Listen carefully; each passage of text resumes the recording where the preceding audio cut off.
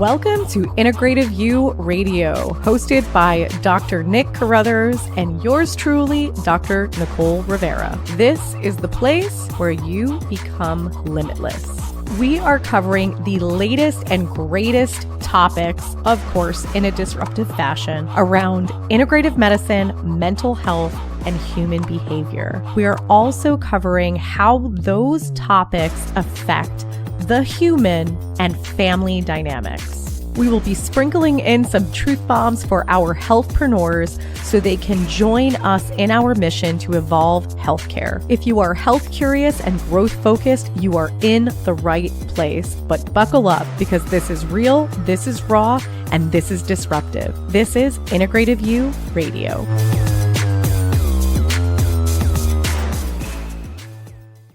What is up, my friends? Welcome back to another episode of Integrative You Radio. So funny thing, I was actually just posting or recording a couple things for social media, and I was talking about this concept of the map of consciousness, which was created by Dr. David Hawkins. And I realized that I was trying to do it under a minute, and I was like, gosh, this is such a loaded topic. I really should do a podcast about it.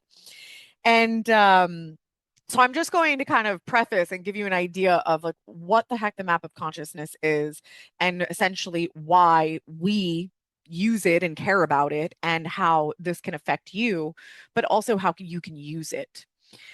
Because I think that at the end of the day, when it comes to our emotional state, our mental well-being, gosh, I don't even know where to start. Like, I'm like, one, there's so much confusion around it.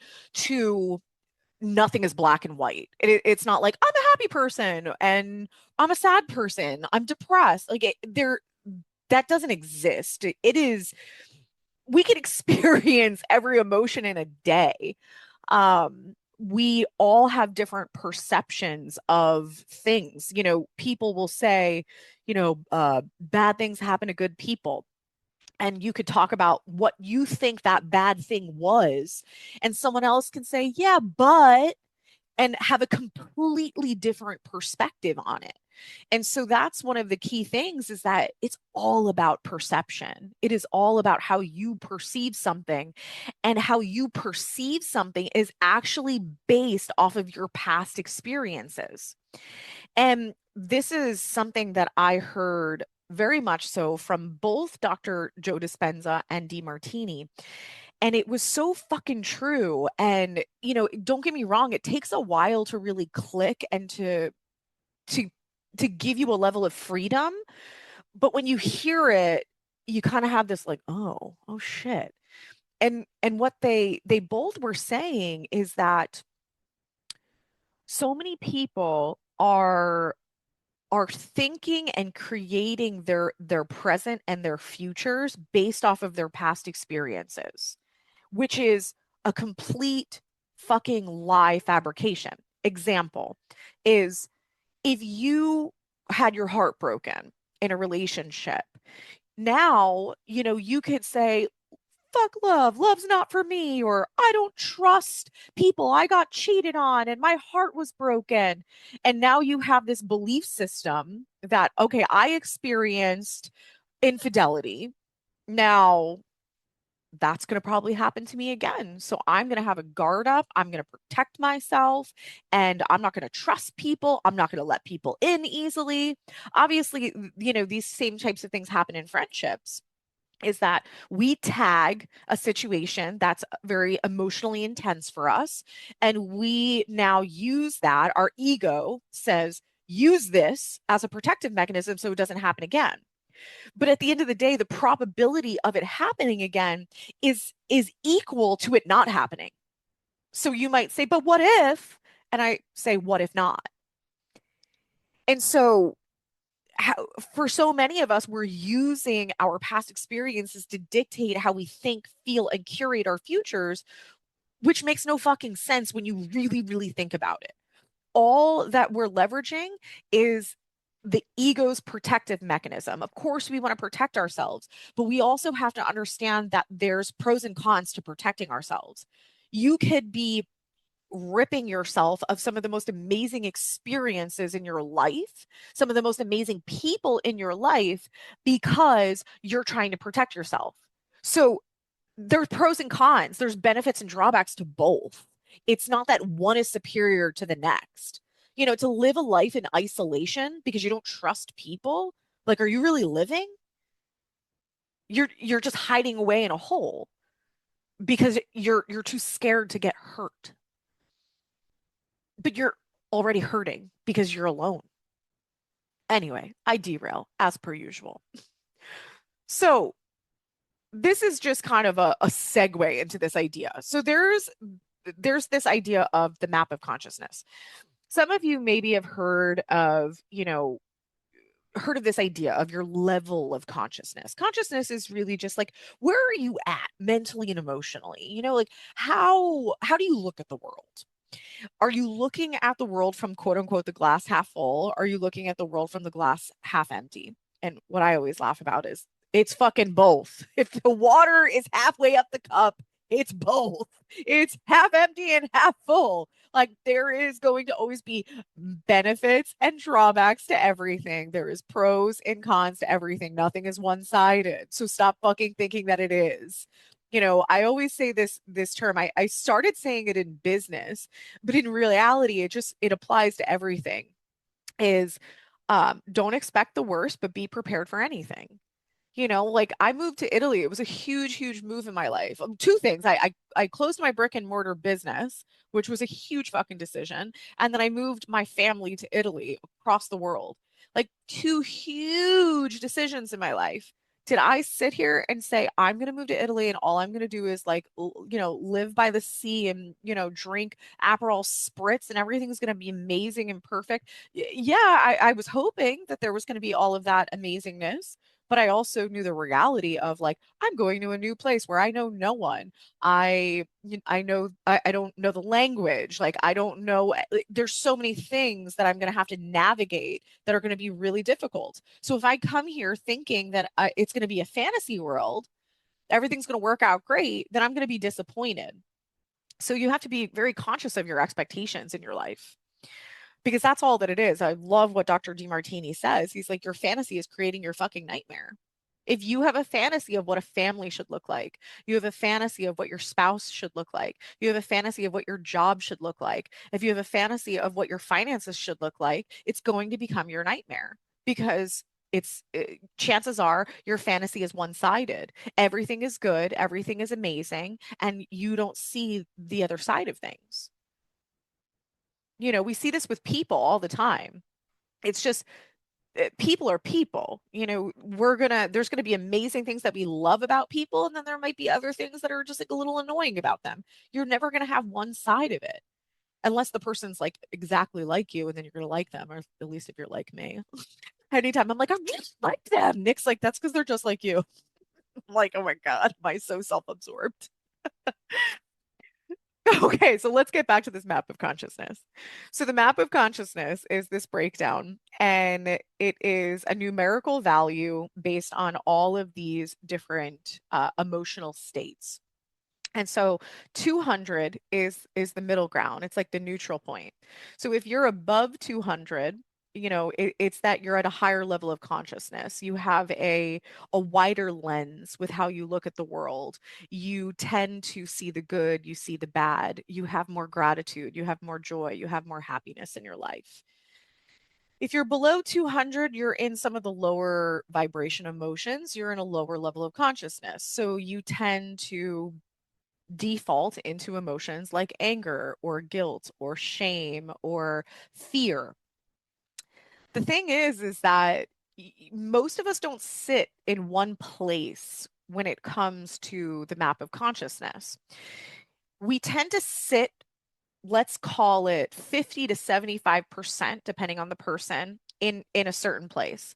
And a lot of people, well, depending on who they are, that they're maybe around that 200 mark, maybe they're like a little bit below that 200 mark.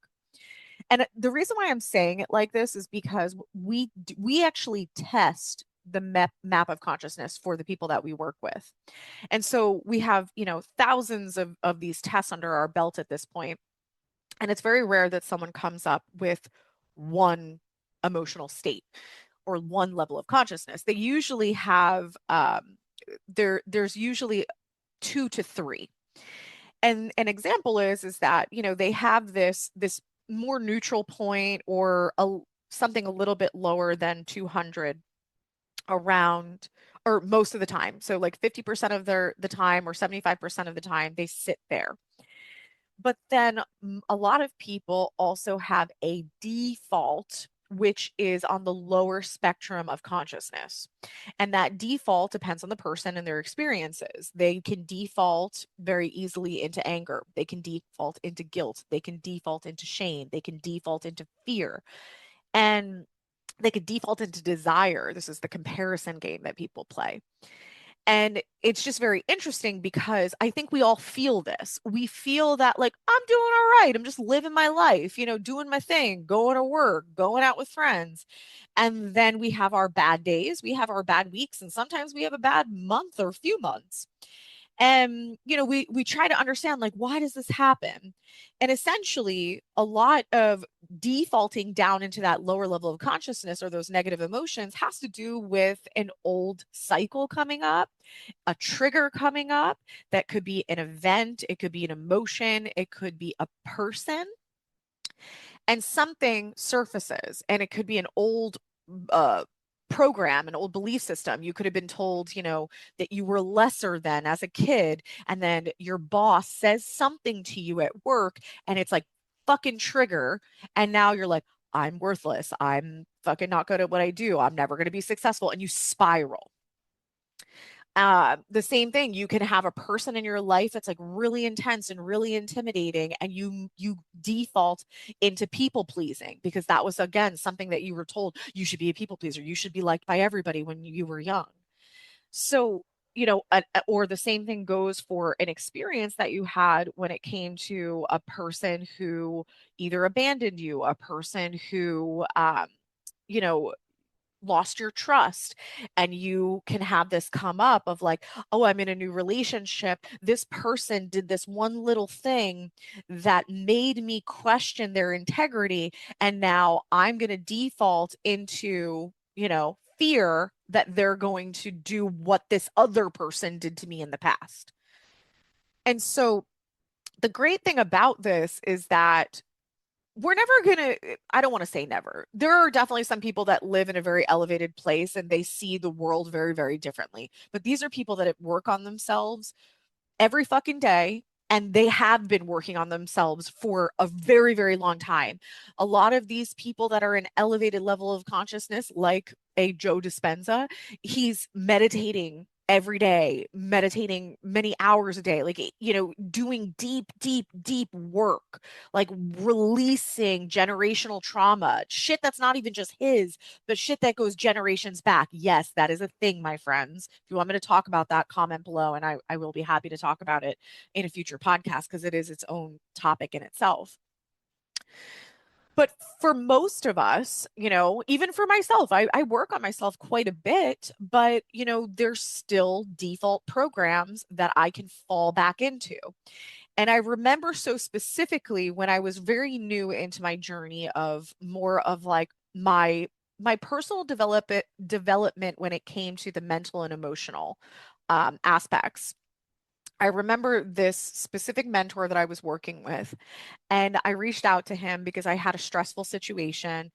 And I said, wow, I'm so like impressed with myself. Normally I would be very reactive. I would default immediately into, you know, ego taking over, fuck you, protect myself, anger, and I wouldn't have been able to sleep. I'd be thinking about it. It would really hijack me overall.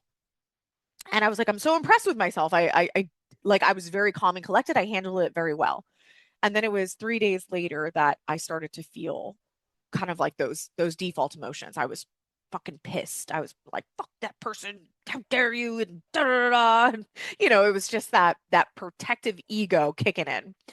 And I said to him, I go, I'm so disappointed. I feel like I've been making great strides, and clearly I haven't, because this is still a pattern for me.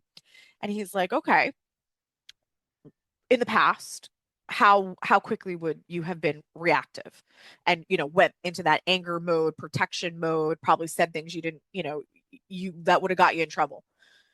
And I was like, oh, it would have been like 5 minutes. And he's like, okay. And you told me that it took 3 days for, this to kick in. Yep. He's like, we're going to call that progress. And I was like, okay, that is definitely a very refreshing and humbling thing to hear, is that, it's not that we're going to not react ever again. It's just we react maybe in a lesser intensity. We react, it's a delayed reaction, but then most importantly is you get yourself out of it quickly. And that was another thing that he brought to my attention. He's like, you were pissed off for about 24 hours and then you moved on. He's like, that's huge. It's when people, they default into their old pattern, if it's anger or fear, and it hijacks them for weeks or months or years. It's like, that's when we're really not in a great place, and our level of consciousness is lower, because one thing can take us out. It can take us away from our gratitude and our joy. And of course, my dogs are barking. So I tell you these stories to help you understand, how does this apply to life? This is not about positive thinking and positive affirmations. This is about actually authentically feeling gratitude for your life, feeling a sense of calm, feeling a sense of peace, that people don't affect you as much as they used to. Situations don't affect you as much as they used to. Like, you're in such a grounded and calm place that, things don't derail you as much. Like, that's how you know you're making progress. And even if you do get derailed, you get back on track more quickly than you ever have. And that's a progression. Nowadays I find that certain things that would irritate me just don't anymore. And I know that's part of just me being in a better place on a consistent basis. And so, do I have times, and do the clients that I work with have times that they're in more of an elevated emotional place? Of course, if you get really good news, or you have a financial success, or you have, something that you did that ended up working out really, really well, you're going to have that positive reinforcement, which is going to raise your level of consciousness. And you can really leverage that. You can leverage that, because where attention goes, energy flows. So you can find that, something happens, it elevates you, and you understand the power that you have, the power of your mind, the power of your consciousness. And you can find that, one opportunity presents after the next. But the thing is that we have to always ground ourselves to remember that challenge and opportunity are synergistic. We can have these really great opportunities present ourselves. One, we have to be fucking aware of them. There's a lot of opportunities that pass people by because they're too focused on dumb shit. They're focused on dumb people that are draining their energy. They're not paying attention, essentially. If we can raise our level of consciousness so we can be more aware, you might find that everything you need is right in front of you. Based off the law of physics, everything you do need is right in front of you. It's just a matter of how you look at it. And so, you might be looking at certain things as challenges, but they're actually amazing opportunities, but you don't trust the process. You might have a lot of shit going down at work that you're like, I can't do this anymore. Like, I do not want to be here. I hate this place. And you're not taking it as opportunity. You're taking it as a full challenge, instead of thinking, is this a push? Is this a push to route me to what I really want to do? To route me to start looking at other opportunities? The same thing with a friends group. Like, sometimes we can't always rationalize things. It's just a feeling. And most of us will shove that. We'll shove it away because we can't logically explain it.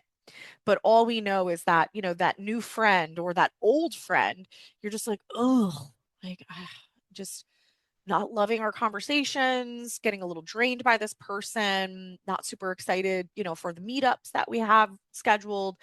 And you'll always play the game of the pros and cons list of, oh, but I've known them forever and they're nice and they're this and they're that and she's my neighbor and blah blah blah blah blah blah blah. But intuitively, it's saying like you are growing and your level of consciousness is surpassing this person because maybe this person just wants to talk about draining things. Maybe they love drama. Maybe they're always glass half empty and now you're getting drained by that experience. And so this is an opportunity to say, how can you surround yourself around with other people that are either same playing field or going to continue to bring you up the level of consciousness?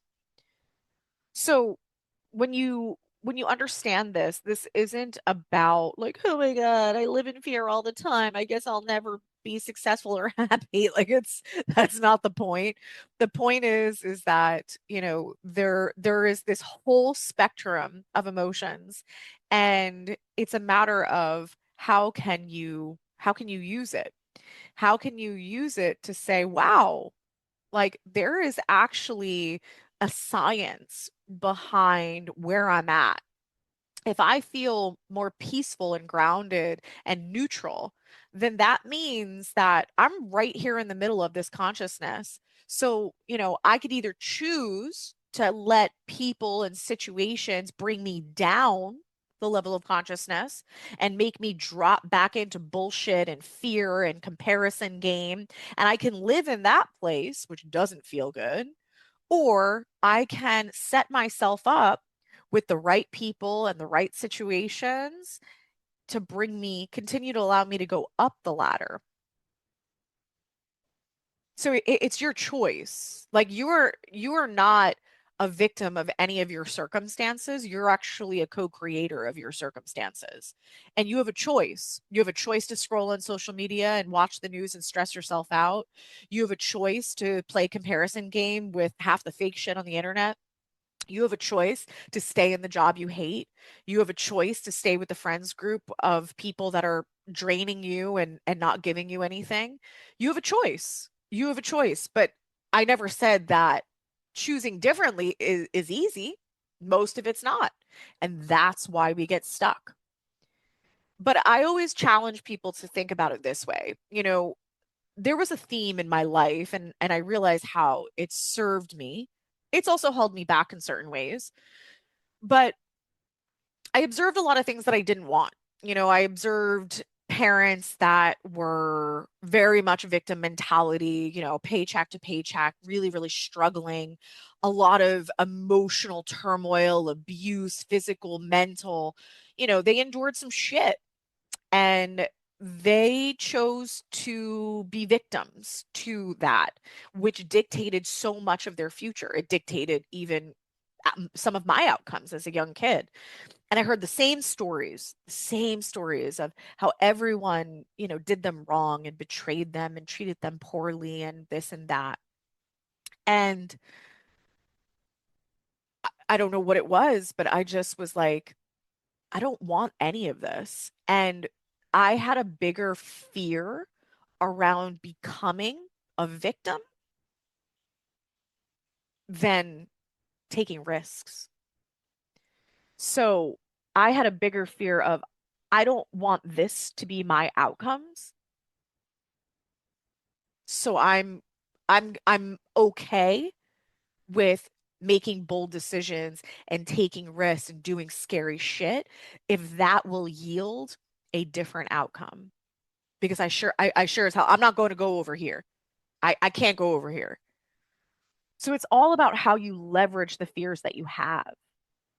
If you have a fear of sickness, what are you doing about it? How are you being proactive in that? Because it's all about the tools that you have. I thought about this the other day. I was talking to a client and we ended up getting into this conversation and I honestly had an aha moment. And I was like, If you told me tomorrow, somebody told me tomorrow that um my health was 90% gone, like I was 90% sick, I would say, okay, I got this. Like pure confidence, I got this. But if I lost 90% of my money tomorrow, I'd freak the fuck out. And it's partly because of skill set and knowledge. So I've dedicated a large portion of my life to understanding the human body, the mind, health. I have a million tools under my belt, from uh, psychological tools, meditation, hypnosis, DeMartini method. Then there's all my technologies, amp coils, red lights, infrared, sauna, like you name it, I got all the tools. And whatever I don't physically have, I know where to get it, where to seek it. So that's why you're me. I'm never going to fear a loss of health because I've got that. Like I have the knowledge, I have the tools. And obviously, if I didn't, then it would just be a matter of seeking out a person that I trust that does have it. Because that's the thing. I'm not telling you guys to go become experts in health. But you should take an interest in how you can be empowered in the thing that you fear, and at least working with someone who empowers you, not just says, oh, just another pill, another surgery, another this, another that. But with the money side, this is something that I started to really like learn about and take an interest in later in life. And it was partly out of a void. It was because I built my business purely based off of my mission. I didn't really, I wanted my business to obviously support my lifestyle, but it was, it wasn't about the money. It was about the mission and the purpose. And honestly, it was a part of my identity, which has its downsides. And so really what it came down to is that I didn't nurture that. I didn't build a massive skill set in how to earn money, keep money, invest money. It was just it was, if my toolbox was 100% full for health, my finance box was maybe like 25% full. So what that really was showing me is that it was time to build up a level of confidence and empowerment around that bucket. I watched a video on the internet, and uh it was interviewing this finance guru, and they asked her, if you had $10,000 left, what would you do with it to make it a million? And she was like, boom, boom, boom, boom, boom, like just spouting it off. And I was like, see, that's me when it comes to health. Oh, if you were sick, if you got diagnosed with something very cancer, what would you do about it to completely, resolve that, cure yourself? I'd be like, boom, boom, boom, boom, boom, boom.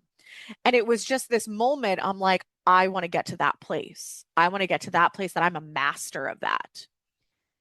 And it's not that you have to be a master in everything. It's just master the things that you fear the most, because you're disempowered if you fear something. If you fear your health, you're disempowered. If you fear money, you're disempowered in that bucket. If you fear the loss of family, fear the loss of, or fear isolation and loneliness, like work on it, master people, master understanding people, master yourself, your own behaviors, your own consciousness. So we can't navigate our lives just with our fucking head in the sand. If you want a great life, like you can't just say, I get up, I have my coffee, I go to work. Like, learn something, buy a new book, spend some time by yourself, go to the fucking beach with the book, like listen to an audiobook, listen to a podcast in your car, like do something that you feel like you're tapping into your creative inspiration. You are learning something new that you can use. Like, don't always bury your head in a fictional book that's telling stories about bullshit. Like, what can you do in order to raise your level of consciousness, to build the toolbox, become more of a master of the things that you fear. This is where the magic happens. All right, guys, that's all I got for you, but I hope it was inspirational. We thank you so much for being an avid listener of Integrative You Radio, formerly known as Integrative Wellness Radio. We appreciate all of your support. We love your comments. Please visit us on social media as well as our website to see all of the fun things happening behind the scenes and the new amazing content and courses that is being rolled out on a monthly basis. We hope to see you there.